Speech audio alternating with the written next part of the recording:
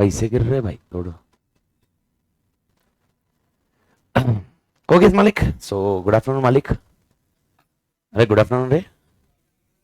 Hopefully everybody is doing good, और आशा करता हूँ कि आप तोड़ कर रहे होंगे मालिक।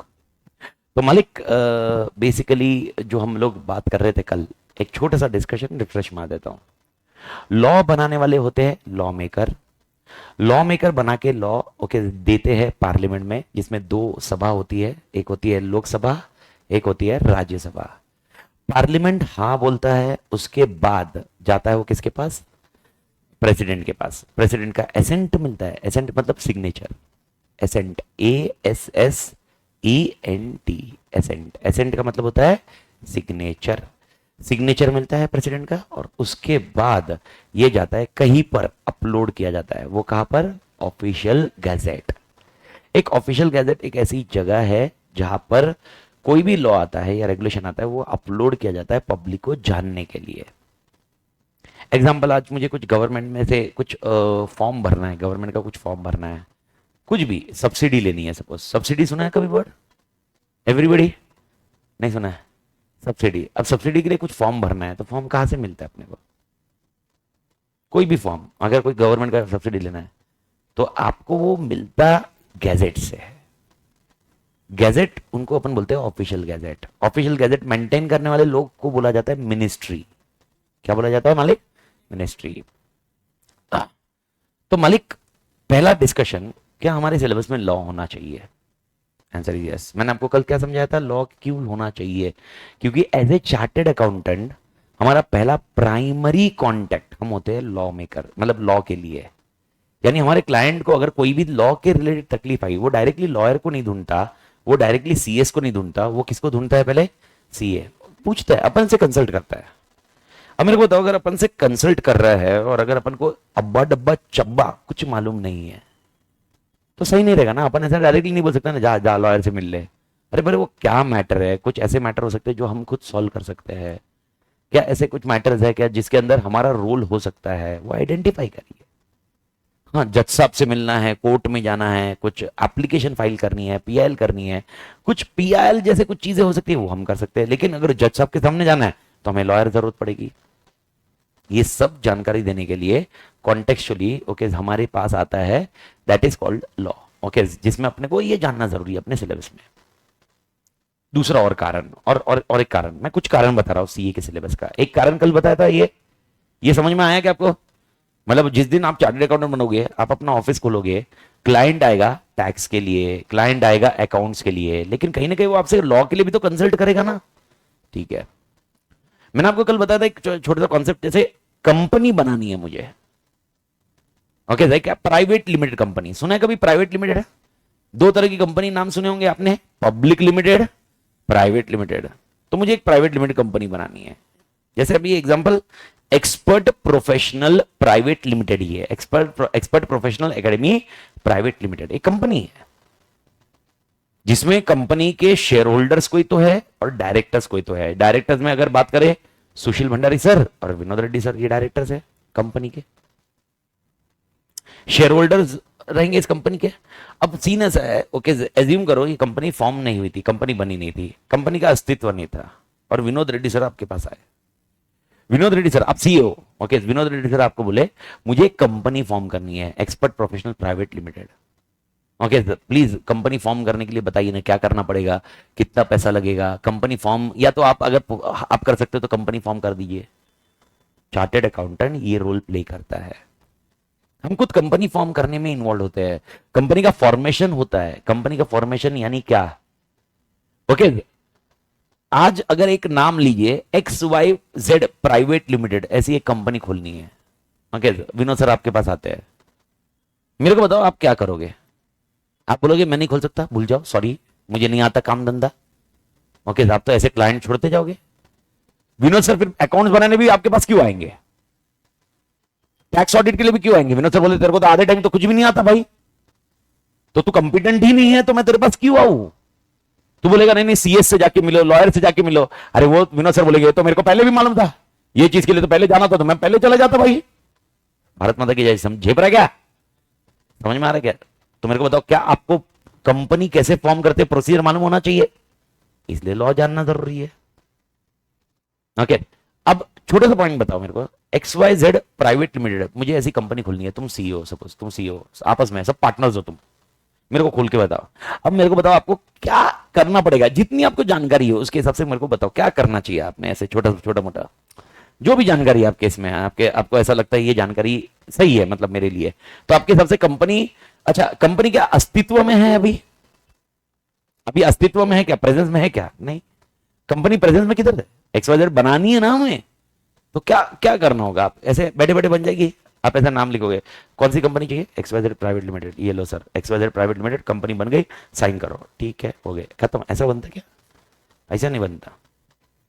देखो ह्यूमन का जन्म होता है, okay 99.99% real life process, okay human का जन्म, और आपका जन्म का रजिस्ट्रेशन होता है, अपन पैदा हुए उसका रजिस्ट्रेशन प्रोसेस किधर होता है, हॉस्पिटल में, ओके हॉस्पिटल रजिस्टर करता है कि भाई यहाँ पर एक लड़का पैदा हुआ, नाम थोड़ा ना मालूम रहता, नामकरण तो बाद में होता है, फिर उसको कौन लिखित लिखता है, आपको कुछ पता है किधर आपका क्या मिलता है, बर्थ सर्टिफिकेट सुना है कभी कि नहीं, अरे मां कसम तोड़ एविडेंस है भाई, बर्थ सर्टिफिकेट प्राइमरी एविडेंस है, लास्ट 2 महीने पहले मोदी जी ने अनाउंस किया भाई बर्थ सर्टिफिकेट सबसे प्राइमरी एविडेंस माना जा रहा है अभी हर जगह, तो बर्थ सर्टिफिकेट कौन देता है, हॉस्पिटल, गवर्नमेंट, हॉस्पिटल तो फिर तो यार पैसे देके तो बर्थ सर्टिफिकेट कभी भी निकाल सकते हैं, नया बच्चा भी पैदा कर देंगे अपन, जो कभी पैदा भी नहीं हुआ 2-4 और दे देंगे प्रॉपर्टी के लिए, ऐसा नहीं होगा, कौन करता है ये, गवर्नमेंट, गवर्नमेंट को कौन बताता है कि इधर लड़का हुआ लड़की हुई, हॉस्पिटल, ओके तो गवर्नमेंट को बता दिया, तो यानी देखो हॉस्पिटल में बच्चा पैदा हुआ, ओके गवर्नमेंट को बता दिया कि भाई बच्चा हुआ, ओके गवर्नमेंट ने उसका नोंद नोंद बोलते हैं ना उसको, नोंदनी लिखित कर लिया, और उन्होंने फिर उसका सर्टिफिकेट, एक उनके पास रजिस्टर है,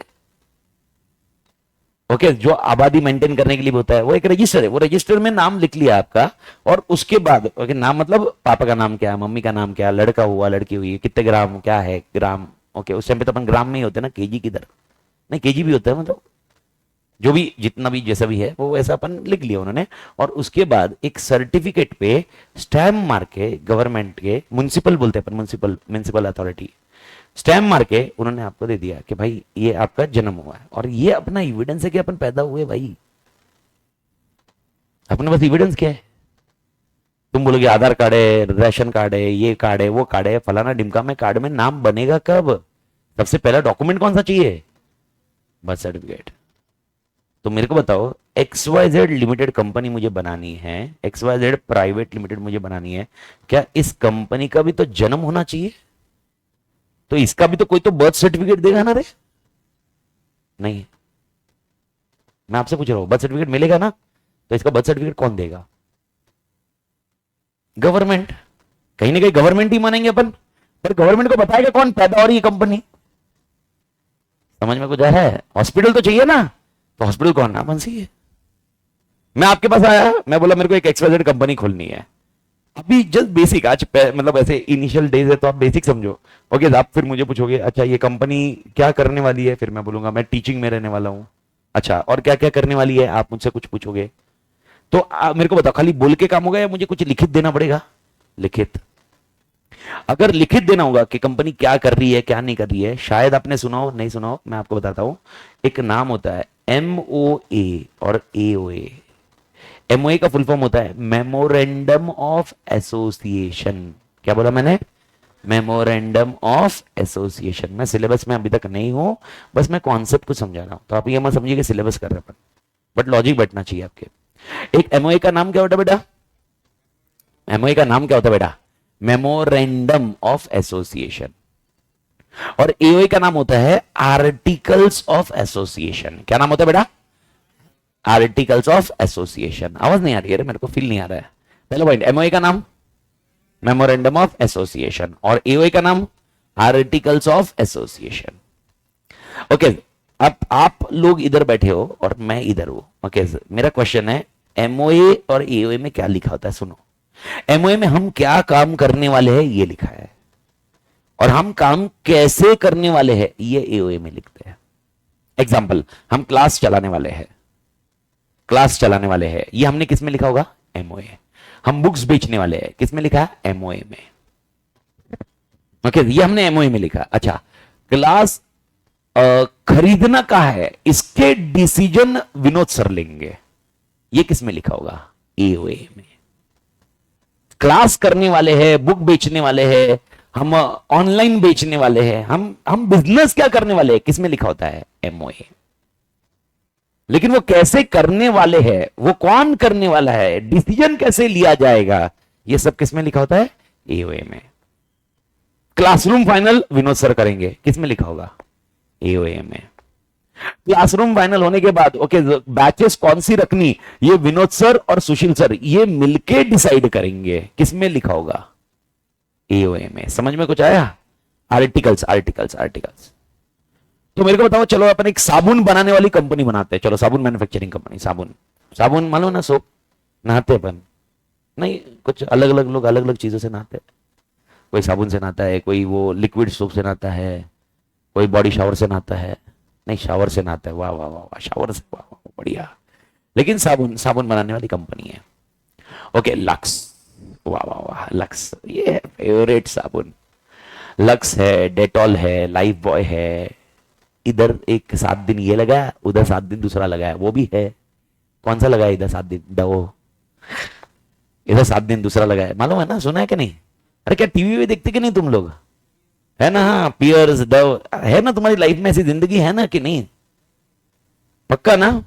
अच्छा ठीक है भाई, भाई साहब थोड़ा थोड़ा कंफर्टेबल आप बताओगे तो मेरे को समझेगा कि आपकी लाइफ, फिर आपकी लाइफ में क्या चेंज करना है मेरे को समझेगा, आपकी लाइफ में कितना क्या पॉइंट है। बट नेवरदलेस, तो आप देखोगे साबुन बनाने वाली कंपनी, हम साबुन बनाएंगे, हम साबुन बेचेंगे। हम साबुन बनाने के लिए अगर हमारे पास फैक्ट्री कम पड़ रही होगी तो हम बाहर से भी साबुन बनाएंगे। ये सब किस में लिखा होगा? एओए में, एमओए में। हम साबुन बनाएंगे, नहीं बना पाए बाहर से बनाएंगे, ये है। साबुन बनाने के लिए मैनेजर होंगे विनोद रेड्डी, साबुन बेचने के लिए अमित ताते रोल प्ले करेगा, साबुन की मार्केटिंग के लिए प्रशांत सरदार रोल प्ले करेंगे, और बिजनेस बढ़ाने के लिए मतलब मशीन डालने के लिए, नए मशीन डालने के लिए सुशील भंडारी प्ले करेंगे रोल। ये सब किस में लिखा होगा? एओए में। आप समझ में? एमओए एओए समझा भी एवरीबॉडी? तो आप सीए हो, ओके आप सीए हो, आप मुझसे पूछते हो अमित ताते कौन सी कंपनी, मैंने बोला XYZ प्राइवेट लिमिटेड, ये मुझे बनानी है। आप मुझसे क्या मांगोगे? आप क्या करने वाले हो? यही मांगोगे मालिक? तो मेरे को बताओ इसका मतलब कौन से 2 डॉक्यूमेंट मेरे को आपको देने पड़ेंगे? MOA AOA. तो मेरे को बताओ एमओए एओए समझ में कुछ आया? अब मेरे को बताओ, मेरा काम है धंधा करना है यार, यार एमओए एओए बनाने में किधर मेरे को स्किल्स है यार, तो ये कौन बनाता मेरे लिए? मैं आपको बोलता हूँ ये बिजनेस है, तो बोलते ठीक है मैं बना के दे दूंगा, 4,000 रुपए लगेंगे। ठीक है, मैं बोला ओके ले लो 4,000 एमओए बनाने के, एओए बनाने के। समझ में कुछ आ रहा? ठीक है, आपने एमओए एओए बना दिया, मुझसे पढ़वा लिया, मैंने पढ़ लिया, अच्छा ये है, फिर मेरे को लगता है नहीं नहीं इसमें एक कम है। अब मेरा क्वेश्चन है, एमओए एओए आप अपनी मर्जी से कुछ भी फेंक सकते क्या? कुछ भी लिख सकते? नहीं। एमओए एओए में क्या आना चाहिए, कौन डिसाइड करेगा? देखो काम क्या करूंगा मैं लिखूंगा, लेकिन किसने बोला इसके अंदर काम क्या करेंगे ये लिखेंगे? किसने बोला इसमें क्या कैसे करना है ये लिखना है? किसने बोला ये? मैंने नहीं बोला, लॉ ने बोला। कौन से एक्ट ने? Companies act. समझ में कुछ आ रहा है? तो कंपनीज एक्ट, लॉ बताता है कि अगर आपकी कंपनी होनी है, कंपनी बनानी है, तो कंपनी बनाने के पहले आपके पास 2 डॉक्यूमेंट पहले चाहिए। कौन से 2 डॉक्यूमेंट? MOA AOA. समझ में कुछ आया? ठीक है, तो अब मेरे को बता तू सीए। अब यार मेरा काम है साबुन बनाना है यार, मैं एक्सपर्टाइज साबुन बनाने में हूं, या एग्जांपल मैं पढ़ाने में एक्सपर्टाइज हूं यार, एमओए बनाने में मैं एक्सपर्टाइज थोड़ा ना हूं यार। तो मेरे को ये चीज तू ड्राफ्ट करके दे, ये बना के दे। ओके सीए तू बना के मुझे देता है, तू सीए देख सीए कैसे रोल प्ले करता है लॉ में। तूने मुझे दे दिया, अब मैं बोलूंगा मैं इसका क्या करूं, मतलब कंपनी बन गई? तो बोलेगा सर क्या मजाक कर रहे हो, ये बर्थ सर्टिफिकेट थोड़ा ना है, ये तुम पैदा होए, ये हॉस्पिटल में लिखा है, ये हॉस्पिटल में लिखा है, लेकिन बर्थ सर्टिफिकेट थोड़ा ना मिला तुम्हें। भारत माता की समझा क्या मालिक? तो बर्थ सर्टिफिकेट तो लगेगा ना भाई। तो ये डॉक्यूमेंट किसी को तो देना पड़ेगा, तब जाके कोई तो बर्थ सर्टिफिकेट देगा। नहीं समझा? समझा? तो मालिक ये डॉक्यूमेंट किसके पास देना पड़ता अपने को? गवर्नमेंट। यूजुअली अपने बर्थ सर्टिफिकेट किससे मिलते हैं? म्युनिसिपैलिटी। किससे मिलते मालिक? तो हॉस्पिटल किसको देता है? म्युनिसिपालिटी को। हॉस्पिटल डिटेल्स देता है, बच्चा कितने ग्राम का है, क्या है, समझ में आया? वही तो एमओए है। बच्चा किसका है, इसके पापा कौन है, इसकी मम्मी कौन है, एमओए। यही तो है, ये हुआ। ये सब लिखे अपन यूजुअली जाएंगे आरओसी के पास। किसके पास? आरओसी। आरओसी का फुल फॉर्म होता है रजिस्ट्रार ऑफ कंपनीज। क्या नाम बोला मैंने? Registrar of companies. मुझे वापस चाहिए नाम, रजिस्ट्रार। रजिस्ट्रार, रजिस्ट्रार, रजिस्टर नहीं, रजिस्ट्रार ऑफ कंपनी। ये एक आरओसी एक ऐसा एक सेटअप है जिसके पास रजिस्टर होगा कंपनी का। ये क्या है? ये कौन है? इसका फुल फॉर्म बोल। रजिस्ट्रार है, समझ में आएगा? आर है। और ये क्या मेंटेन करती है? रजिस्टर। समझ में कुछ आया? जो मेंटेन करती है रजिस्टर, उसको हम बोलते हैं रजिस्ट्रार। तो आगे नाम क्या दिया? Registrar of companies. यानी मेरे को पता है, यानी ये क्या करती है? कंपनीज के रजिस्टर मेंटेन करती है। तो मेरे को पता है एक रजिस्टर होगा जिसके अंदर कौन सी कंपनी आई है, बनी है, कब बनी है, क्या है, सब लिखा जाएगा। कंपनी मर गई है तो लिखा जाएगा। अगर बर्थ सर्टिफिकेट है तो डेथ सर्टिफिकेट भी तो बनेगा कंपनी के लिए। तो भारत माता की जय। मेरे ख्याल से बेटर मालिक। तो मेरे को बताओ ये डॉक्यूमेंट किसको देने हैं? आरओसी को। आप बोलोगे अमित अदर आरओसी को देखे आओ। मैं बोला मेरे को टाइम है क्या यार, इधर बिजनेस करूं या आरओसी के पीछे जाऊं, धक्के खाऊं? कौन करेगा ये? समझ में आया?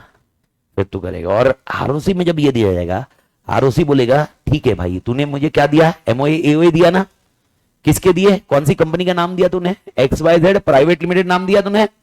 लेकिन भाई कल इसमें कुछ झोल निकला तो आरओसी बोलती है इसके ऊपर सीए या सीएस या सीएमए या एलएलबी कोई भी जो प्रैक्टिसिंग होगा, चारों में से कोई भी जो प्रैक्टिसिंग होगा, प्रैक्टिसिंग मतलब समझा अपनी ऑफिस खोल के बैठा हुआ है, उसकी सिग्नेचर चाहिए, फिर ही हम इसको लेंगे। तो देख कहां से क्लाइंट से पैसे निकाले तूने। सबसे पहले एमओए तूने बनाया, पैसा आया।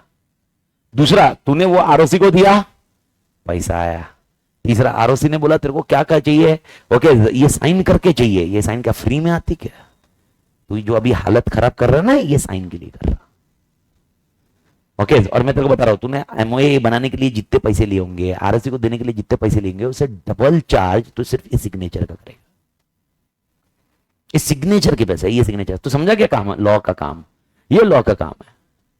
अच्छा कंपनी बन गई। अब कंपनी बन गई, फिर कुछ सीएस का रोल आता, फिर सीए का रोल कम हो जाता। पर सीए का रोल नहीं है, ऐसा नहीं है। सीए का रोल है, बहुत सारा है। पर लेकिन मैंने आपको बताया, एक एक एग्जांपल दे रहा हूं कि सीए कहां पर रोल प्ले कर रहा है। सर आप क्यों ये समझा रहे हो? मैं आपको बता रहा हूं, जब तक आप इस बैकग्राउंड को क्लियर नहीं करोगे, मैं कुछ भी समझाऊंगा, आप एक बेसिक स्ट्रक्चर लेके पढ़ोगे और उसको खत्म करोगे, जो कि मेरे को चाहिए ही नहीं। मेरे को देखो, अपना थियरी पेपर है। अच्छा 4 पेपर में से थियरी पेपर 2 है। कौन से? Accounts and law.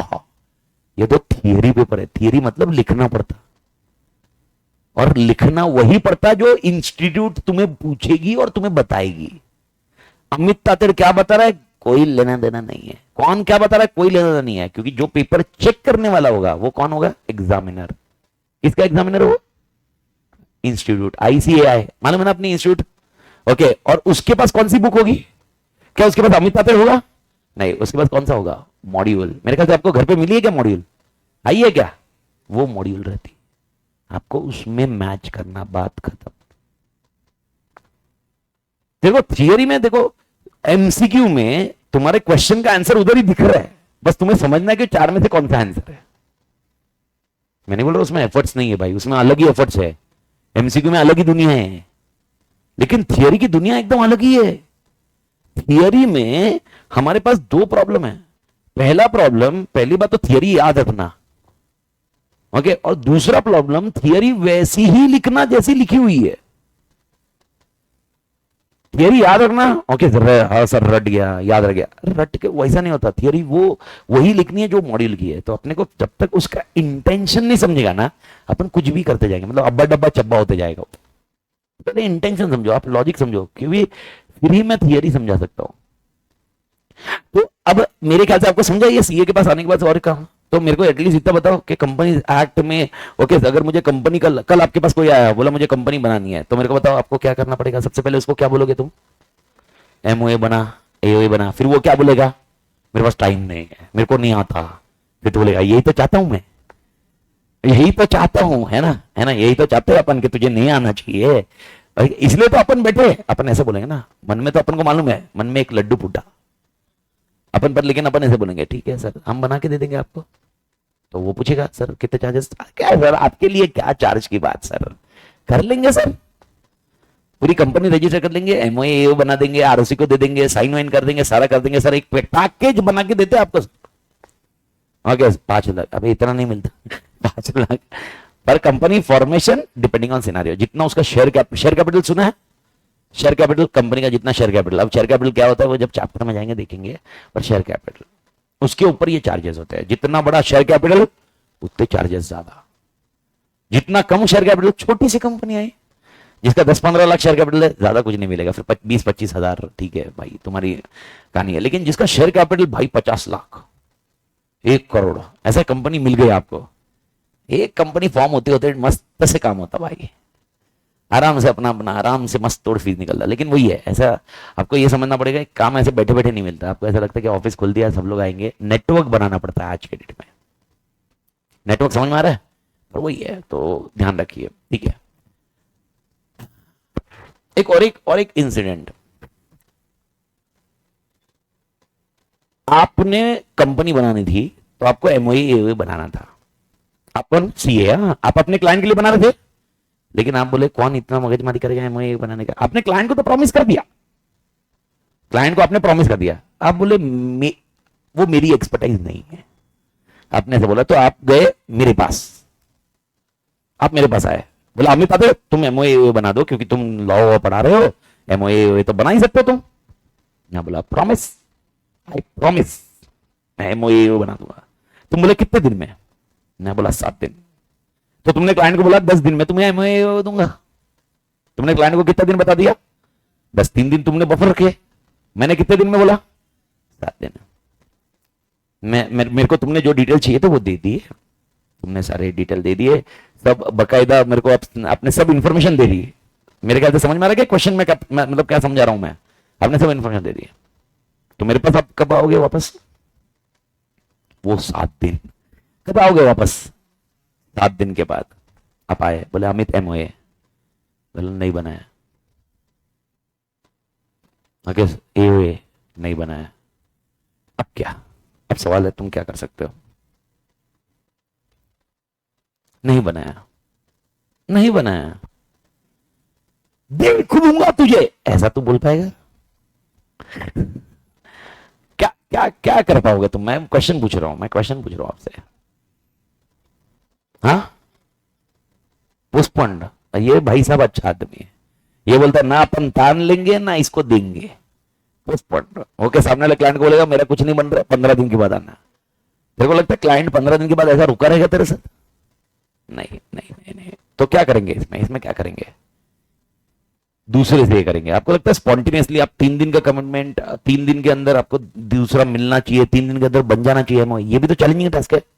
अच्छा क्वेश्चन है, मैंने आपको एमओए नहीं दिया, तो क्या आपने क्लाइंट को एमओए दे पाए क्या?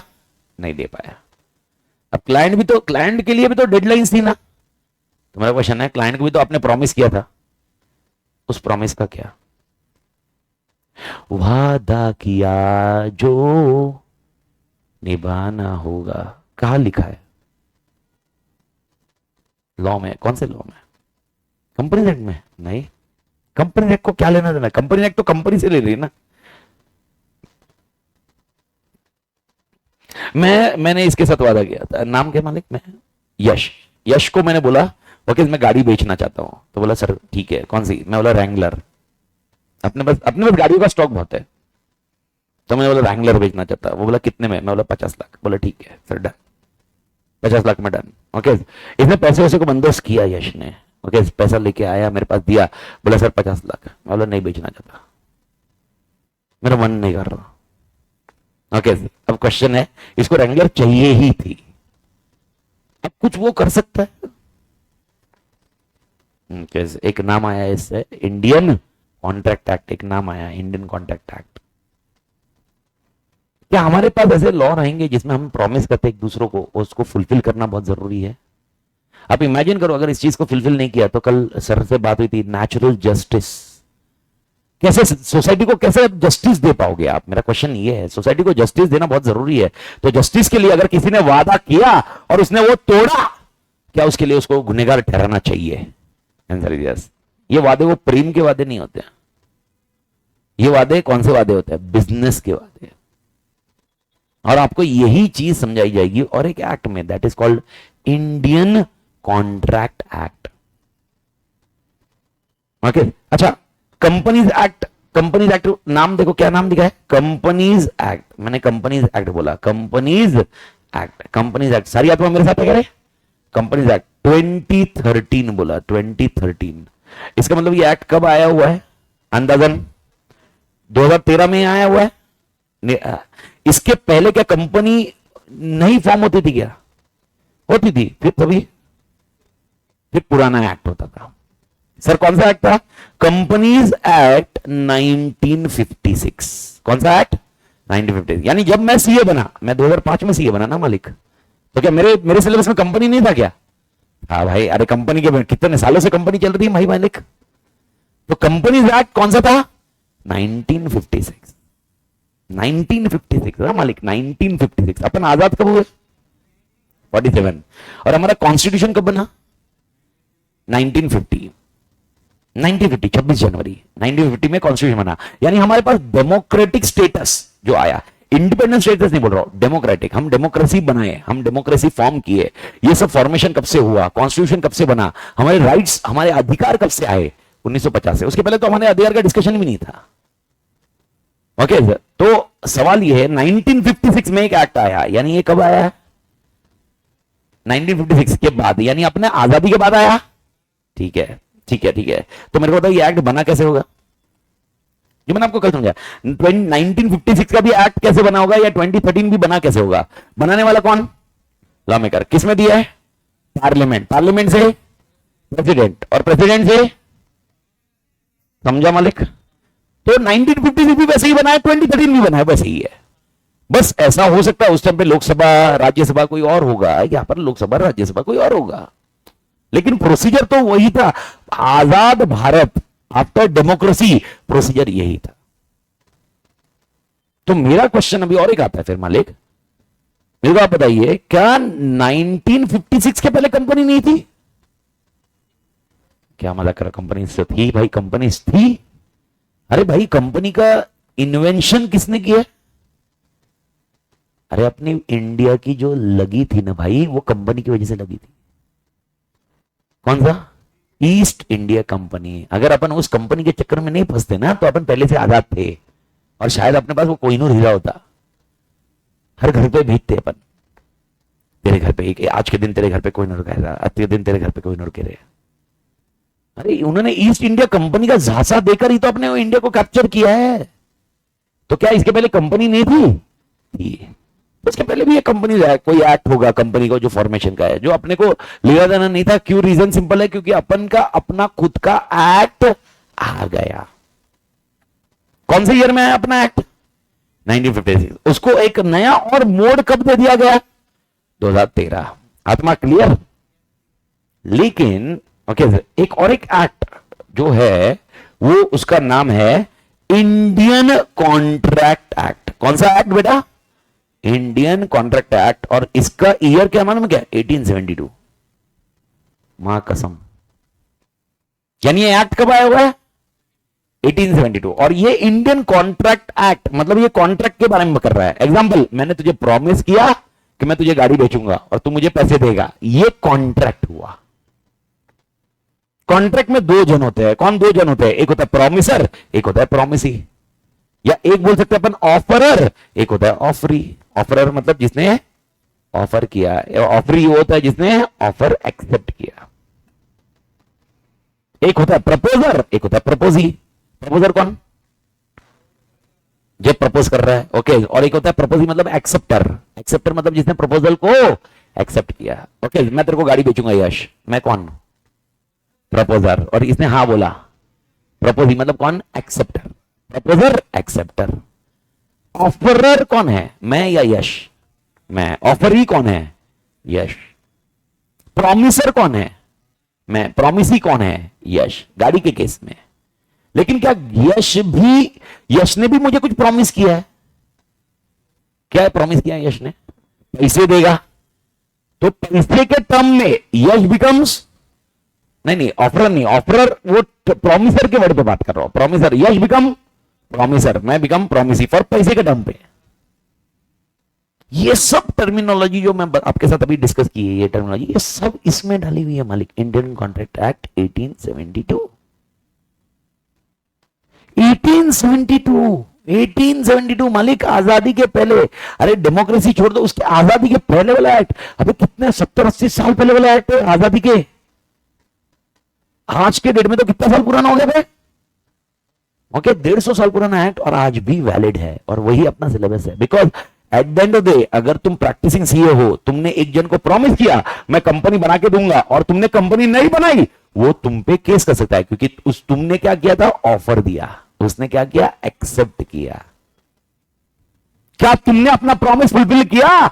नहीं। ओके, क्या वो केस कर सकता है? यस। पर कौन से लॉ में?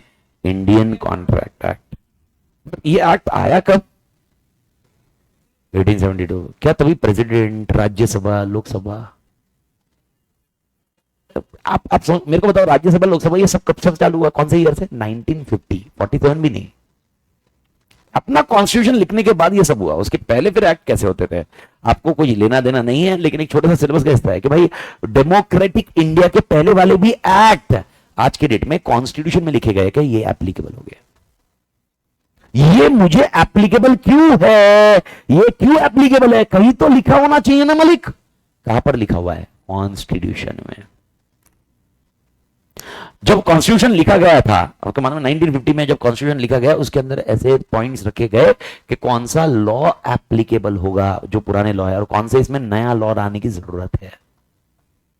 तो जो नया लॉ लाना है उसके लिए लॉ में करने काम चालू किया, जो पुराने लॉ एप्लीकेबल है, यानी इन शॉर्ट जो पुराने लॉ सही थे वो एज इट इज चल रहे हैं अभी भी, और जो लॉ में कुछ फ्लॉज थे, फ्लॉज समझ में आ रहा है, सिचुएशन बेस्ड, हमने चेंज कर दिया। अब देखो ना 1956, ये तो आजादी के बाद आया ना मालिक, फिर भी 2013 नया लॉ आया। क्यों?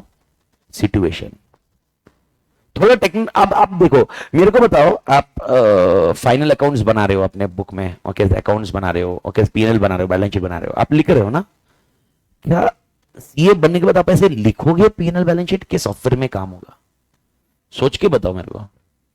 कोई भी सीए के ऑफिस में क्या अभी आज भी डेट मैन्युअली कोई बनाता है पीएनएल बैलेंस शीट? अबे पीएनएल बैलेंस शीट मैन्युअली बनता नहीं है, अपन एग्जाम में कर रहे हैं।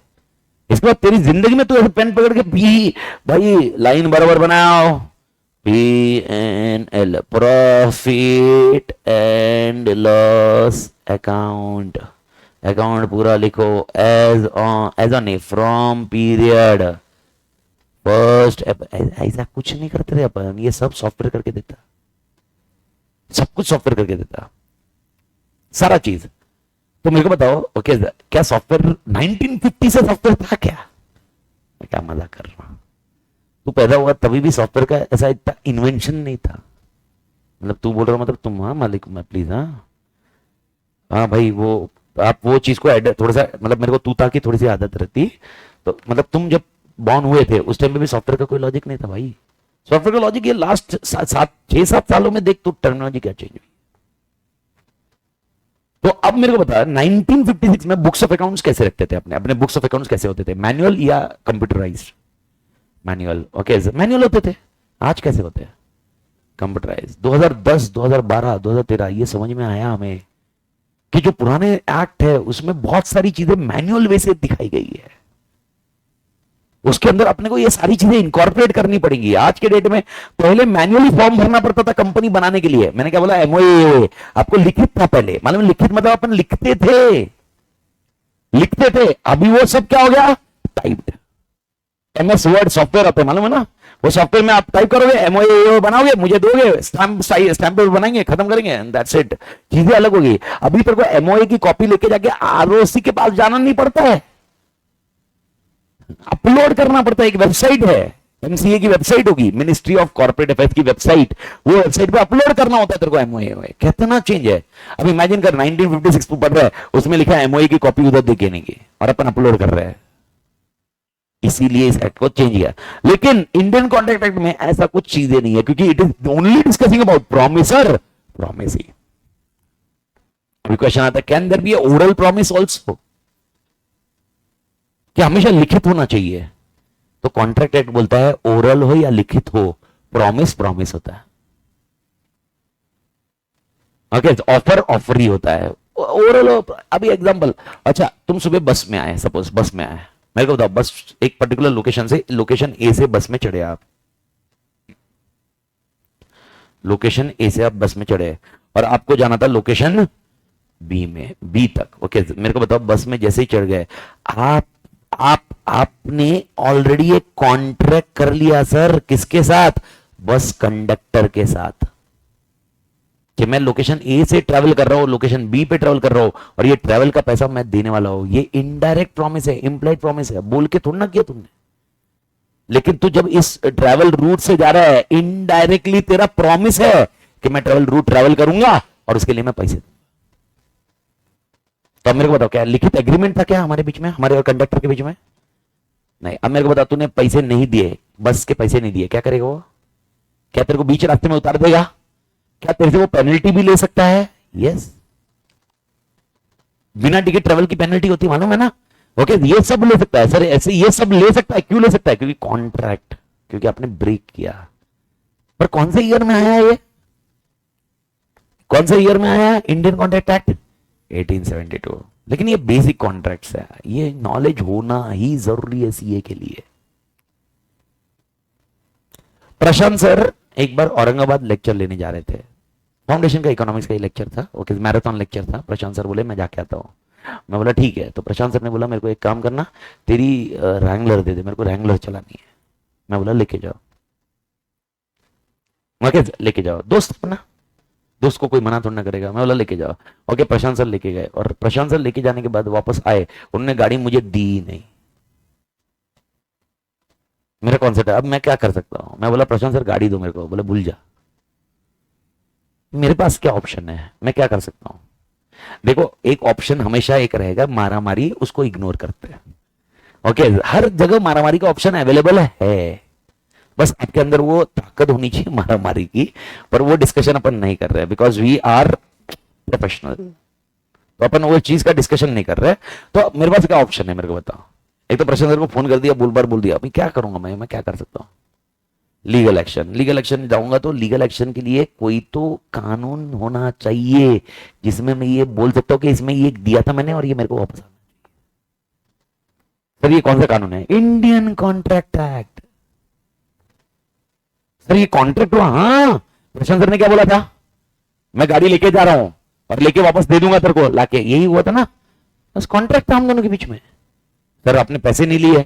हाँ तो भाई कॉन्ट्रैक्ट कैसा भी होने दो, मैंने किधर बोला पैसे देने जरूरी है? कॉन्ट्रैक्ट, तेरे और मेरे बीच में कॉन्ट्रैक्ट। ओके, पर्स गुम गया मेरा, पर्स गुम गया और यश को मिला।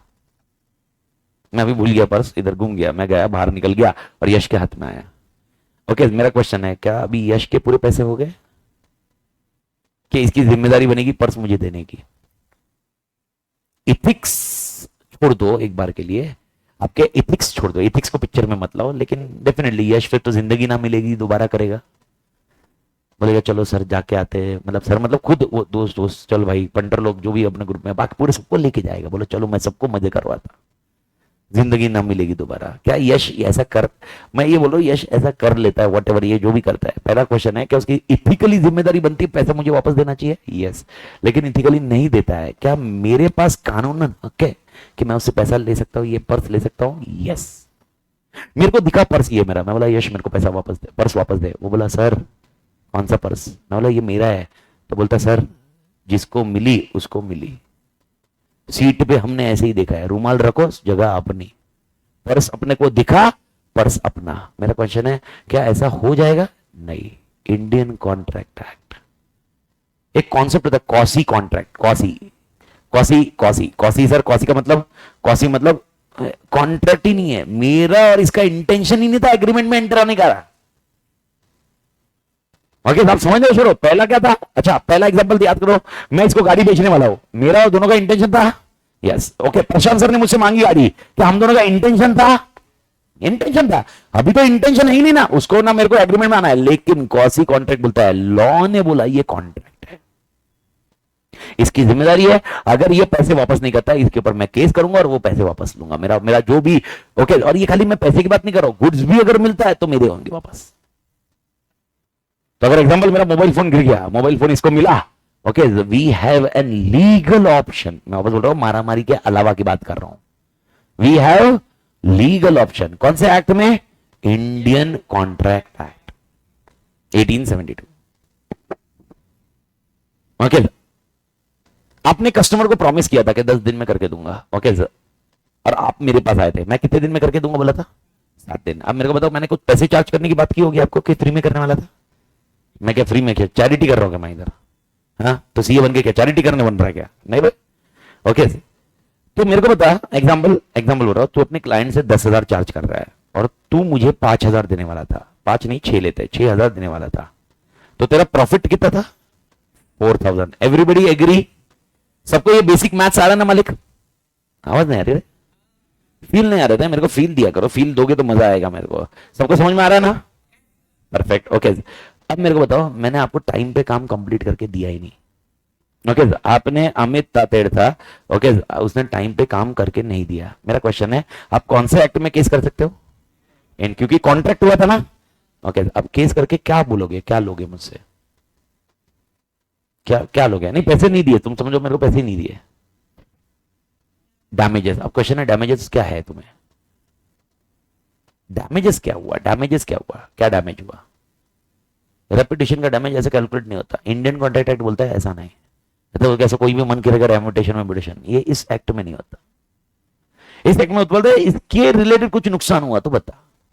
अभी एग्जांपल मेरे को बताओ, अगर एमओए एओए मैंने ड्राफ्ट नहीं किया, ओके कितने दिन हो गए मेरे? 7 दिन। ओके अभी तुमको कितने दिन में वापस बना के चाहिए? 3 दिन। तुम गए विनोद सर के पास, विनोद सर को बोला एमओए बना के दो, विनोद सर बोले मैं बना के देता हूं लेकिन 9,000 चार्ज। यार 3 दिन में चाहिए तो भाई फटाफट सर्विस चाहिए तो 9,000 लेंगे विनोद सर। विनोद सर ने 9,000 चार्ज किए। ओके मेरे को बता तुम्हारा प्रॉफिट कितना हो गया? 4 की जगह 1,000 हो गया। अब मेरे को बता तू जो 3,000 का नुकसान हुआ है ये मुझसे क्लेम कर सकता है। जो डैमेजेस ये डैमेजेस होते हैं, ये डैमेजेस होते हैं। और जब तक तेरे को नुकसान नहीं होता है ना तो डैमेजेस का कॉन्टेक्स्ट ही नहीं आता है। नुकसान क्या हुआ तेरे को मेरे को बता। अगर मैंने तेरा कॉन्ट्रैक्ट नहीं परफॉर्म किया, सुन मैंने तेरा प्रॉमिस फुलफिल नहीं किया ना, मैंने तेरे को क्या मैंने प्रॉमिस किया था, मैं फुलफिल किया गया तो नुकसान हुआ। क्या नुकसान हुआ? विनोद सर को तेरे को एक्स्ट्रा देना पड़ा, जो 2 एक्स्ट्रा देना पड़ा जिसकी वजह से तेरा प्रॉफिट का कम हुआ, उतना तू मुझसे ले सकता है। किसमें लिखा है ये सब? Indian contract. आपको बकायदा लॉजिक बता रहा हूं, मैं समझा रहा हूं। ओके मैंने इसको प्रॉमिस किया था, मैं गाड़ी बेच रहा हूं, कितने की? 50 लाख। ओके इसको गाड़ी खरीदनी ही थी। मैंने आइन टाइम पे, आइन टाइम समझ रहा ना, आइन टाइम को क्या बोलते? ऑन द लास्ट मोमेंट पे मैंने जाके बोल दिया। 5-10 मिनट चलता ना भाई तुमको आगे पीछे, कि तुमने 4 बजे डिसाइड किया तो मैं 4 बजे ही छोड़ भाई, ऐसा कुछ नहीं ना। लास्ट में रहे तो मैं चलता ना भाई, ठीक है ना? मतलब बोर नहीं हो रहा ना भाई? पक्का ना?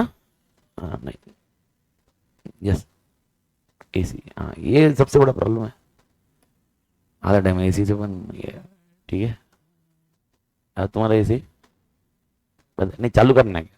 नहीं ठीक है, तू कोने में बैठा है, तेरे को क्या एसी, तू हरियाली को उधर। ओके तो मेरा सवाल ये आता है, मेरे को ये बताइए, मैंने इसको प्रॉमिस किया था गाड़ी बेचूंगा, आइन टाइम पे, आइन टाइम मतलब on the day of sale मैंने मना कर दिया।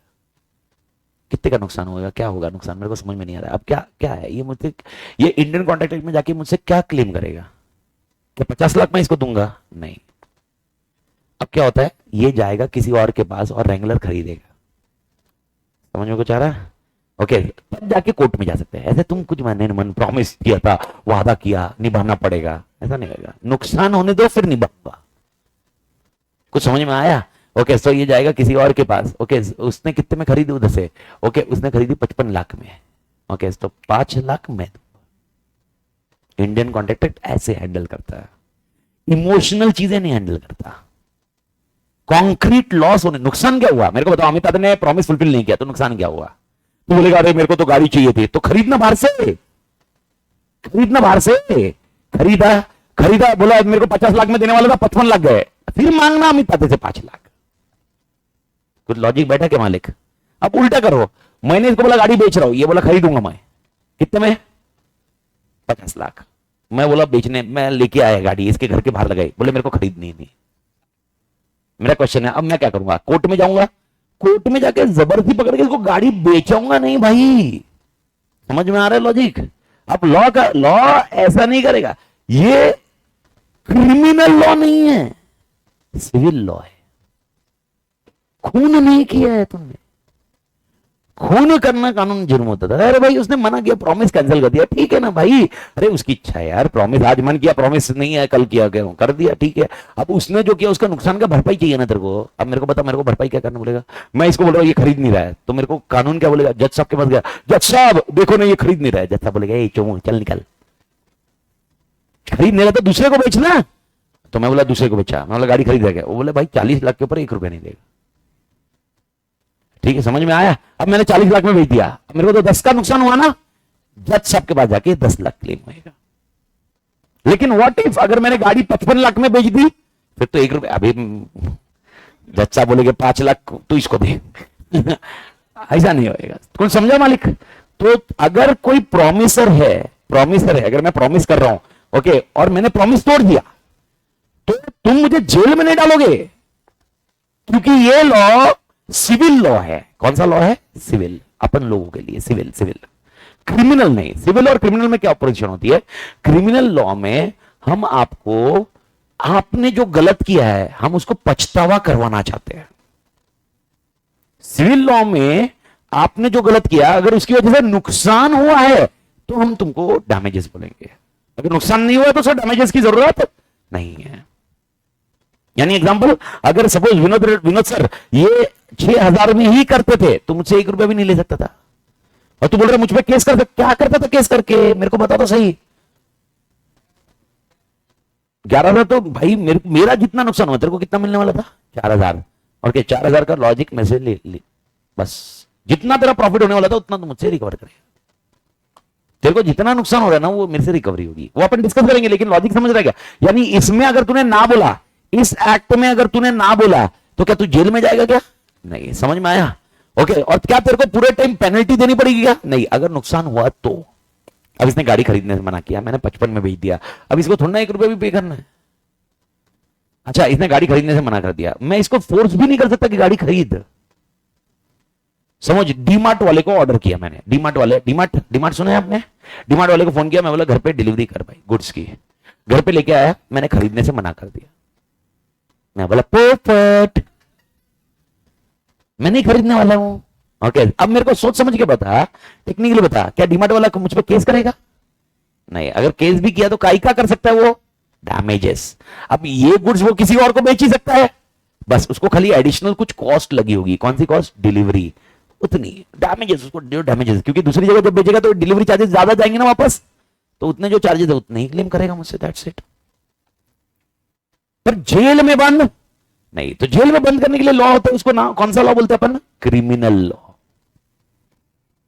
तो क्रिमिनल लॉ और सिविल लॉ क्या होता है? सिविल लॉ इज बेसिकली जहां पर आपका पछतावा, ओके, खाली आपको नुकसान हुआ तो करवाते हैं।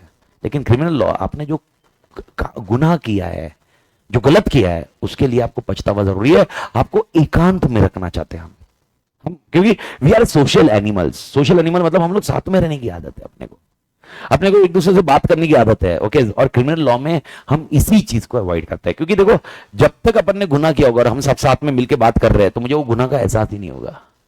लेकिन जब मुझे आइसोलेट करके जेल में डाला जाएगा, मुझे वो सोच सोच के पछतावा होगा कि जेल में क्यों डाला, क्योंकि आइसोलेटेड पर्सन आ गया मैं सोशल एनिमल, सोशल पर्सन को मैं अलग कर देता हूं। यही लॉजिक होता है क्रिमिनल लॉ का।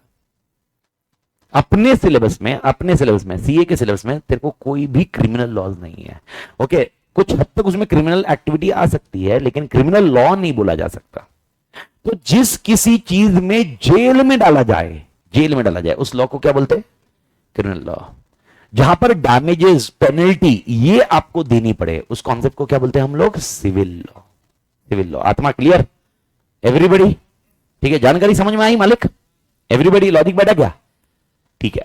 तो मेरे को आपको ये बताना था इन शॉर्ट। अब मेरे को बताओ, इंडियन कॉन्ट्रैक्ट एक्ट आपके सिलेबस में है, तो don't you think this is basic knowledge of contract which is required by everyone, not only by CA? Because ये जो नॉलेज है, ये नॉलेज हर इंसान के पास होना चाहिए।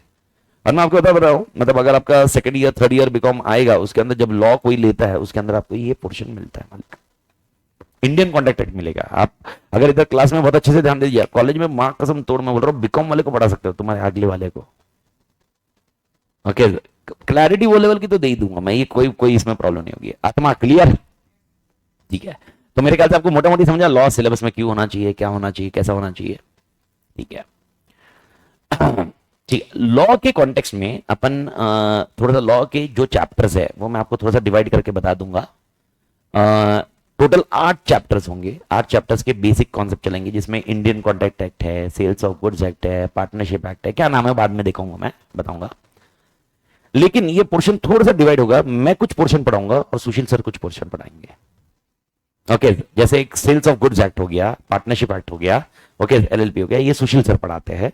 इंडियन कॉन्ट्रैक्ट एक्ट हो गया। इंडियन कॉन्ट्रैक्ट एक्ट में 2 अलग अलग एक्ट है, एक है जनरल एक्ट और एक है स्पेशल एक्ट, ये मैं पढ़ाता हूं। कंपनीज एक्ट मैं पढ़ाता हूं, और इसके अलावा और एक नया आपके इसमें आया है, स्पेशल एक्ट तो नया है आपके इसमें, और एक आया निगोशिएबल इंस्ट्रूमेंट एक्ट, ये भी अपने इसमें आता है, और एक पहला है फ्रेमवर्क, वो भी मेरे पोर्शन में रहेगा, ये पोर्शन में रहेगा। सर टेक्स्ट बुक का कुछ करना है क्या? टेक्स्ट बुक का आपको कुछ नहीं करना है। पहला पॉइंट है आपको मॉड्यूल बेस रखनी है, तो अपन मॉड्यूल को बेस रखेंगे, और साथ में मुझे जो लगेगी नोटबुक। मैं आपको हर मतलब एक स्ट्रक्चर कल परसों, मतलब एक 5-6 घंटे होने के बाद एक स्ट्रक्चर चालू होगा अपना, तो उस टाइम में मैं आपको चालू करूंगा। तो नोटबुक में, क्योंकि अपना रिटर्न पेपर है, आपको ध्यान रखना जरूरी है, तो नोटबुक बनानी जरूरी है अपने को। और अपने को क्या चाहिए? मॉड्यूल। तो मॉड्यूल आपको कैरी करनी पड़ेगी, नोटबुक लगेगी। जैसे जैसे रिवीजन होते जाएगा, आपको एक इंडियन कॉन्ट्रैक्ट एक्ट खत्म होने के बाद जैसी पॉइंट है, एक आपको मैं टीआरबी बुक दूंगा। तो टीआरबी का मतलब क्या होता है? टीआरबी का फुल फॉर्म होता है तोड़ रिवीजन बुक। तोड़ रिवीजन बुक। सर ये तोड़ रिवीजन बुक क्या होगा? ओके ये पूरा लॉ का ही होगा, इसमें मैं क्या पढ़ा रहा हूं या वो सोशल वैसे डिवीजन नहीं है। तोड़ revision book is complete law का एक बुक, जिसके अंदर पूरा लॉ का सिलेबस ओके 178 पेजेस में कुछ कवर हो गया है। तो मतलब ऑल टुगेदर उसको मैं थोड़ा और कंसाइज कर रहा हूं, जिसके अंदर कंटेंट भी है, सब कुछ है, मतलब अप्रोक्सीमेटली 150 पेजेस में पूरा लॉ खत्म करना है मेरे को। तो यानी जब अपन पूरा रिवीजन करने बैठे, कौन सा रिवीजन? मैराथन। मैराथन समझ में आ रहा है? मैराथन एक है, रिवीजन, रिवीजन कॉन्सेप्ट अलग है, मैराथन, मैराथन मतलब सुबह से लेकर शाम तक बैठे, पूरा बुक खत्म होना चाहिए और सारे कॉन्सेप्ट कवर होने चाहिए। वो अपन जब कवर करेंगे, वो अपने को लगे, वो रिवीजन बुक होगी आपकी टीआरबी, तोड़ रिवीजन बुक। और तीसरी और एक बुक अपने पास जो लगेगी वो है कंपाइलेशन। आपको एक कंपाइलेशन का सेट मिलेगा, जिसके अंदर सारे मतलब वापस आ रहा, मतलब उसमें सुशील सर का है, मेरा है, मतलब वो आप डिवीजन मत करो, मैं जब बुक की बात करूं मैं आपको देने की, वो कंप्लीट है। इसमें कंपाइलेशन मतलब क्या? वैसे तो जून 24 अपना फर्स्ट सिलेबस है, फर्स्ट टाइम सिलेबस है, लेकिन इसमें से कुछ सिलेबस सीए फाउंडेशन का पहले से था, और जो सिलेबस ऐड हुआ है वो इंटर में था। कुछ सिलेबस इंटर का अपने फाउंडेशन में आया है। पहले क्या था मालूम है? ये सिलेबस कैसे था? 60 marks was law and 40 marks was English, English जिसको बीसीआर बोलते थे। तो इंग्लिश उड़ गया है और अभी पूरा लॉ आ गया है। तो वो पूरे लॉ में इंडियन कॉन्ट्रैक्ट एक्ट पहले वाला है, यानी अगर अभी जो दिसंबर में बच्चा दे रहा है, उसने इंडियन कॉन्ट्रैक्ट एक्ट के खाली 75 सेक्शंस पढ़े हैं। कितने सेक्शंस? 75। और 75 से 125 सेक्शन है ही नहीं, डिलीटेड है। और 125 से लेकर 250 सेक्शंस थे जो इंटर में थे, अब वो पूरा का पूरा फाउंडेशन सिलेबस, यानी आपका सिलेबस सेक्शन 1 से चालू होगा इंडियन कॉन्ट्रैक्ट का। कितने सेक्शन? 250। लेकिन 250 में से बीच का 50 का स्लॉट उड़ा दो ना, 50 स्लॉट उड़ गया और ऐसे कुछ जगह डिलीटेड है, यानी अप्रोक्सीमेटली आपके 180 सेक्शंस और बन जाते हैं मालिक, 180 सेक्शंस। 180 सेक्शंस है भाई। ओके, इंडियन कॉन्ट्रैक्ट एक्ट, अभी पहले वाला इंडियन कॉन्ट्रैक्ट एक्ट 75 खाली, और 180 नंबर नहीं है वो, बीच का मैंने क्या बोला।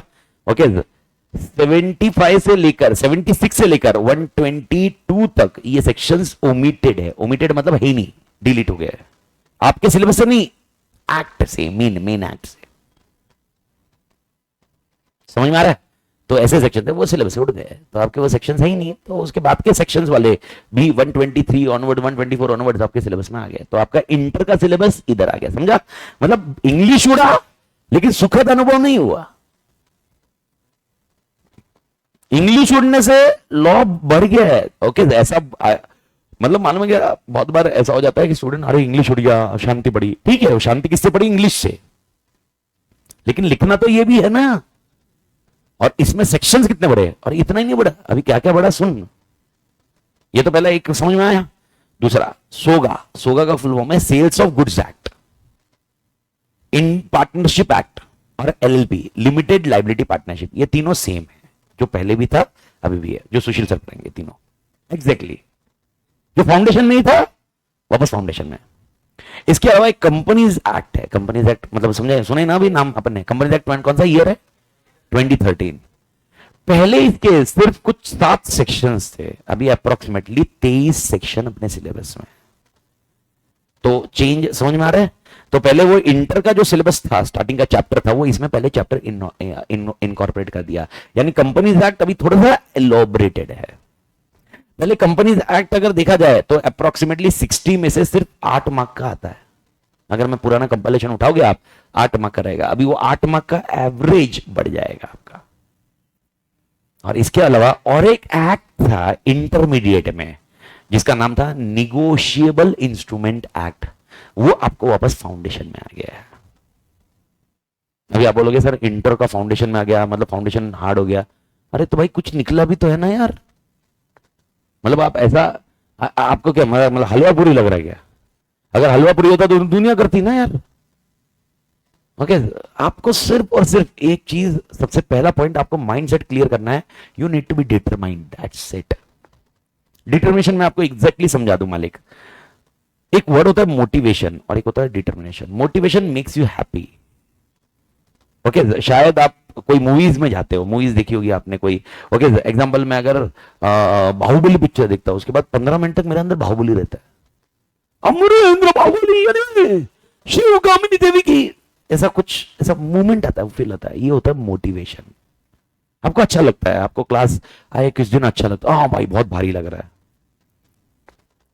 किस दिन एकदम बकवास होता है, क्योंकि वो 20-25 मिनट बहुत भारी लगता है, उसके बाद तो अपनी जिंदगी वापस रूटीन में आती है। ये होता है motivation. Motivation is temporary, be determined, it's a matter of time. ऐसा हो सकता है कभी आप क्लास को आ रहे हो, आप सुबह से लेकर शाम तक बैठ रहे हो।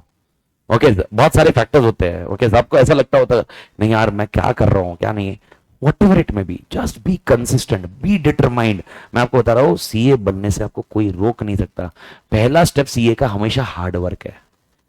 हार्डवर्क के बाद स्मार्ट वर्क आता है। और लक को तो छोड़ दो, लक का तो वो तो खाली सीए में क्या, दुनिया में चाहिए हर चीज के लिए लक यार। सलमान किधर से गाड़ी से आगे निकल रहा है, उसमें भी तो लक ही चाहिए हर जगह। तो लक का कॉन्टेक्स्ट मत डिस्कस करो, बस आप 2 चीज पे बहुत तोड़ फोकस रहो। एक डिटरमाइंड रहो। डिटरमाइंड मतलब आप शेड्यूल फॉलो करके चलो भाई। आपको रोज के रोज इतना बैठना है, रोज के रोज ये कॉन्सेप्ट करना है, बस ये करो पहला चीज।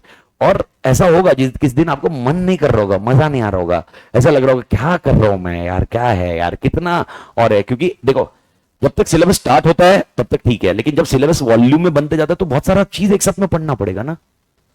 अरे यार ये चीज नॉर्मली होती तो मेरे को बताना, 10वीं 12वीं का बच्चा हर घर का ये करते रहता रे। It is not so easy भाई। अरे यार 130 करोड़ की, 130 भी नहीं, अभी 150 करोड़ की आबादी अपनी, 150 करोड़ की आबादी में 4 लाख है खाली सीए में।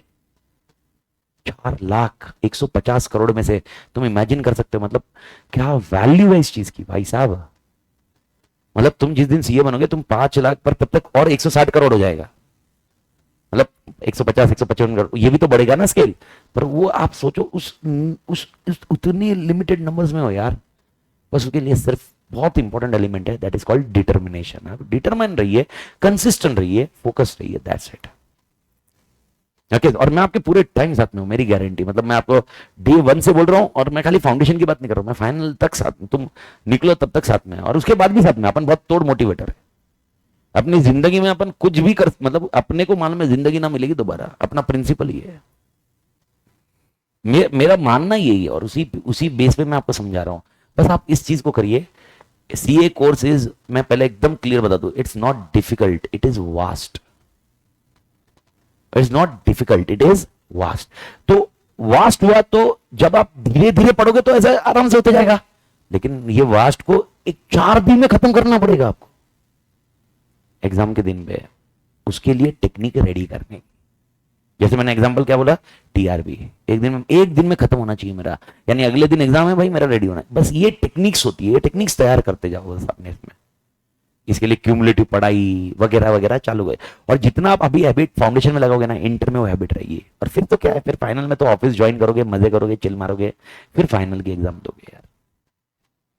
पर मैं आपको बता रहा हूँ, 10 मेक श्योर ये पॉइंट है। अगर किसी कोई भी आपको बंदा बोल रहा होगा भाई यार बहुत ये है, ओके हार्ड है, यही बोलना चाहिए उसने, हाँ भाई इसलिए तो मैं कर रहा हूँ, इजी होता था तेरे साथ रहता मैं, समझ में आया। एंड बस मेक श्योर ये आप करो। ओके, आपका इंग्लिश का प्रॉब्लम, हिंदी का प्रॉब्लम, ओके, मराठी का प्रॉब्लम, आपका कौन सा मीडियम है, कोई फर्क नहीं पड़ता।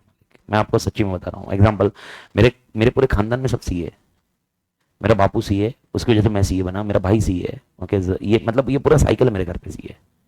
मेरा बापू पूरा मराठी मीडियम से कंप्लीट कंप्लीट स्टार्ट हुए, कॉलेज भी, उसके बाद सीए उन्होंने इंग्लिश में किया। देखो मैंने क्या बोला, डिफिकल्टी नहीं आती ऐसा सुनना है, बट उसको ओवरकम करने का प्रोसेस है। बस वॉल्यूम को संभालो, वॉल्यूम को संभालने की ताकत लाओ बस। तो इंडियन कॉन्ट्रैक्ट एक्ट अपन 2 पार्ट में डिवाइड करते हैं, एक है जनरल कॉन्ट्रैक्ट, एक है स्पेशल कॉन्ट्रैक्ट। जनरल कॉन्ट्रैक्ट कौन से sections, till how much section, 75। Special contracts 125 onwards, 123 onwards है, पर 125 ऑनवर्ड्स, लॉजिक बैठाने के लिए, क्लियर मालिक, ये दो।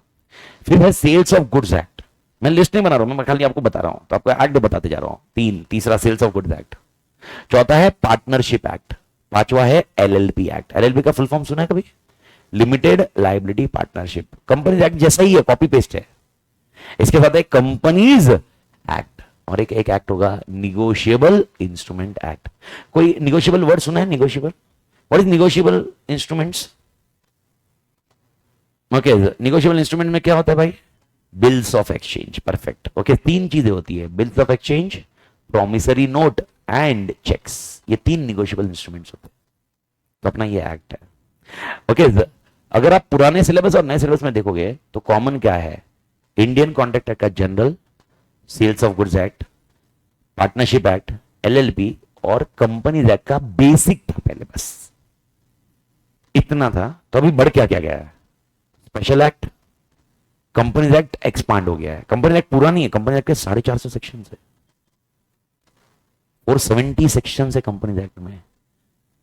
तुम अभी एक 22-23 सेक्शन करोगे, इंटरमीडिएट में 150 सेक्शन करोगे, और फाइनल में सेल्फ पेस मॉड्यूल, घर पे एग्जाम नहीं देना पड़ता, घर से बैठ के 450 सेक्शन करना, ऐसा है। ओके, और आप ये कहीं पर भी अंदाजा लगाओ, सर डरा रहे हो क्या, ये डरा क्या रहा है, अबे सीए बनने जा रहा है, मैच्योर बन थोड़ा। ओके भाई, जो चीज अपने को करनी है वो करनी है, तोड़ करनी है। तो लॉजिक एक क्लियर बैठा था, तो भाई साहब अपने को एडिशनल क्या है। तो सर ये सारा स्ट्रक्चर करने के लिए पहली बुक मॉड्यूल, दूसरी बुक आपकी नोटबुक, जिसमें मैं चार्ट्स बनाते जाऊंगा मैं जब बोलूंगा। नोटबुक 2 आपको चाहिए तो रख सकते हो। सर 2 कौन सी, एक जो मैं बोलूं वही लिखोगे, उसमें दूसरी कुछ चीजें आनी नहीं चाहिए। और एक नोटबुक, बहुत जन को किसी में हैबिट्स होगी, कभी कभी ऐसा होता है ना, मैं बताते जाता, कॉन्सेप्ट समझाते जाता, किसी को एग्जांपल ऐसा लगता है नहीं मेरे को कॉपी करना है, मेरे को बोलते बोलते लिखने की आदत है। किसी को हैबिट होती है, कोई होगी हैबिट, नहीं होगी तो ठीक है, किसी को होती है। बस मैं बोलता हूं वो जो हैबिट है ना, वो मेरी बुक में मत डाल। तो अगर किसी को हैबिट है नहीं मालूम है ना, वो सुनने की हैबिट्स होती है, सुनने अच्छा मैं लिख रहा हूं, ये लिख रहा हूं, आप मैं जो जो इधर लिखूंगा स्क्रीन पे, इसकी पूरी शीट्स मैं आपके साथ शेयर करूंगा, आप टेंशन मत लो। पूरे ग्रुप में रोज के रोज ये शीट्स हो जाएगी, ड्राइव बन जाएगा, उस पर शीट्स आ जाएगी, गूगल ड्राइव जो लिंक बनेगी जिसमें ये लेक्चर्स इनक्रिप्ट होकर भी रहेंगे, उसमें भी ये पूरी शीट्स अपलोड हो जाएगी, ओपन पूरा शीट। तो अगर बाई चांस आपने नहीं भी लिखा तो शीट्स में से आ जाएगा। लेकिन किसी को हैबिट होती है सर, नहीं नहीं सर मेरे को हैबिट ही है लिखते लिखते, मतलब बोलते बोलते सुनने के, लिखने की, तो मेरी बुक को छेड़ना मत बस। समझ में आया मालिक? तो मेरी बुक में जो मैं बोलूं उतना लिखो। पढ़ना क्या है, मैं वापस बोल रहा हूं, बेस कौन है? मॉड्यूल। मॉड्यूल को छेड़ना मत। फिर बुक क्या करेगा? बुक मुझे रिवीजन में मदद करेगा। टीआरबी क्या करेगा? टीआरबी मुझे मैराथन में मदद करेगा। दोनों के कॉन्सेप्ट कुछ डिफरेंस है, छोड़ दो उसको, बाद में बताऊं, पर मैं आपको बता रहा हूं। और कंपाइलेशन किस में मदद करेगा? कंपाइलेशन पास्ट कौन से क्वेश्चंस आते हैं, कैसे क्वेश्चंस आते हैं, कौन से पैटर्न है, ये सब अपने को सॉल्व करना होगा। तब अगर आप प्रिपेयर हो जाते हो, बात खत्म। मैं आपको बता रहा हूं, खाली कॉन्सेप्ट पढ़ लोगे, कॉन्सेप्ट बहुत तोड़ आ जाएगा, लिखना भी आ जाएगा, लेकिन फिर भी सॉल्व नहीं होता। सॉल्व होने के लिए किसको गो थ्रू करना पड़ता है? Question bank. और क्वेश्चन बैंक सॉल्व होने के बाद ओके, अपनी और एक फॉर्मेट होगी टेस्ट सीरीज की, जिसमें अप्रोक्सीमेटली आपके 8 टेस्ट अपन ने डिजाइन किए हुए हैं। 8 टेस्ट आपके होंगे, 8 टेस्ट। 8 टेस्ट मतलब चैप्टर वाइज फॉर्मेट टेस्ट जाते रहेंगे, जिसमें चैप्टर चैप्टर होते जाएगा, और क्यूमुलेटिव टेस्ट होंगे। यानी एग्जांपल, जैसे मैंने यूनिट 1 खत्म किया, सपोज यूनिट 1 और यूनिट 2 दो यूनिट खत्म करूंगा, फिर पहली टेस्ट आएगी, ये इंडियन कॉन्डक्ट के 2 यूनिट। फिर यूनिट 3 यूनिट 4 खत्म करेंगे, फिर वापस टेस्ट लेंगे ना, तो यूनिट 1 2 3 4 ऐसा टेस्ट। टेस्ट सीरीज सही तरह से अटेम्प्ट करना, मतलब क्योंकि अभी आप ऑप्शन है, अभी गूगल ड्राइव है, गूगल ड्राइव में चेक करके तो मिलेगा नहीं, लेकिन जो फेस टू फेस है उसके लिए पॉइंट ये है कि टेस्ट सीरीज आपको, मतलब आपका पेपर होगा बकायदा वो टाइम पे, और आपका चेक करके पूरा मिल जाएगा। मतलब मैं 8 test is more than enough, मतलब इसके इस सब्जेक्ट के हिसाब से मैं बोल रहा हूं। पर 8 test is other than solving question in class, ये ध्यान रखिए मालिक। Is that point clear? तो मालिक रेडी? अरे मालिक हाँ या ना? तो रेडी है मालिक? मालिक समझ में आ रहा है? तो अपन कल कूदे अपन लॉ में, पक्का? तो कल चालू करते हैं अपन अपने चैप्टर में। कल मैं इंडेक्स बताऊंगा एक बार वापस आपको, एक स्ट्रक्चर बता दूंगा, और कल मैं चालू करूंगा इंडियन कॉन्ट्रैक्ट एक्ट, और एक चैप्टर 1 रहेगा जिसको फ्रेमवर्क बोलते हैं। ओके, जिस दिन थोड़ा बोर होगा, जिस दिन ऐसा मन करेगा यार सर आज कुछ जिंदगी, मतलब ऐसा कुछ तूफानी करना है, उस दिन अपन वो चैप्टर को करेंगे। ओके सर, कौन सा चैप्टर? जो मैंने कल आपको समझाया, पार्लियामेंट होता है, ओके मिनिस्ट्री होती है, मालूम है ना, जज कौन से कोर्ट होते हैं? 2 court, high court and supreme court. Okay, ये 2 कोर्ट होते हैं, तो 2 कोर्ट के पावर क्या है? ऐसे पंचायती चैप्टर है चैप्टर 1। ओके, फिर आरबीआई, सेबी, ऐसे कुछ नाम है। ओके, तो वो चैप्टर 1 को अपन हाथ अभी लगाएंगे नहीं, अभी अपन कल चालू करेंगे। कौन से एक्ट से मालिक? Indian contract act. और इंडियन कॉन्ट्रैक्ट को 2 पार्ट में डिवाइड करोगे। कौन से 2 पार्ट में? पहला point general contracts, special contracts. General contracts अपन स्टार्ट करेंगे, स्पेशल पहले कर ही नहीं सकते। ओके, तो पहले जनरल कॉन्ट्रैक्ट चालू करेंगे और धीरे धीरे कवर करते मालिक एकदम आराम से। ओके, कुछ भी डाउट रहा, कुछ भी रहा, आप बिंदास पूछिए, मैं बहुत तोड़ अप्रोचेबल हूं, मतलब ऐसा कहीं पर भी आपको ऐसा लगे, मतलब कहीं पर भी ऐसा मत मतलब ऐसा मत करिए कि कैसे पूछूं क्या है, मां कसम तोड़, बिंदास पूछ। ओके, अपन एकदम कंफर्टेबल है, बस मेरे लैंग्वेज के साथ तो किसी और के साथ छेड़छाड़ मत कर, क्योंकि बाकी सामने वाला भड़क जाएगा। तो मेरा लैंग्वेज सिर्फ मेरे साथ, मतलब समझ में आया ना? मतलब बस कंफर्टेबल रहिए, मस्त रहिए, बहुत अच्छे से पढ़िए, एकदम तोड़ कॉन्सेप्ट कवर करिए मालिक। ओके, तो कल अपन चालू करते हैं। कल का टाइमिंग जैसे पॉइंट शेड्यूल में आएगा अपने को, जैसे बता देंगे सर, वैसे ही टाइम पे अपना रहेगा। मेरा लास्ट ही रहेगा, यूजुअली मेरा ये स्लॉट रहेगा, क्योंकि मेरा इंटर का बैच अलाइंड है। तो अपन कल मिलते हैं। तो almost end of the day तुम्हारा दिन का अंत करने के लिए मैं ही आऊंगा, तो दिन के अंत में अपन तोड़ काम करते हैं। मिलते हैं कल मालिक। अस्ता ला विस्ता, टेक केयर मालिक। थैंक यू मालिक, सी यू मालिक।